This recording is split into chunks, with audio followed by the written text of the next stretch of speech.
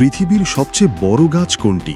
উচ্চতায় নয়, বরং মোট আয়তন বা ভলিউমের দিক থেকে যে গাছটি পৃথিবীর ১ নম্বর, তার সামনে মানুষকে লিলিপুটের মতো মনে হয়। এর নাম জেনারেল শারমান। আমেরিকার ক্যালিফোর্নিয়া সেকোইয়া ন্যাশনাল পার্কে অবস্থিত এই গাছটি একটি জায়েন্ট সেকোইয়া প্রজাতির। এটি আয়তনের দিক থেকে পৃথিবীর বৃহত্তম জীবিত একক কাণ্ডযুক্ত গাছ। এর উচ্চতা প্রায় ২৭৫ ফুট, যা প্রায় একটি ২৬ তলা বাড়ির সমান, এবং এর গোড়ার ব্যাস ৩৬ ফুটেরও বেশি।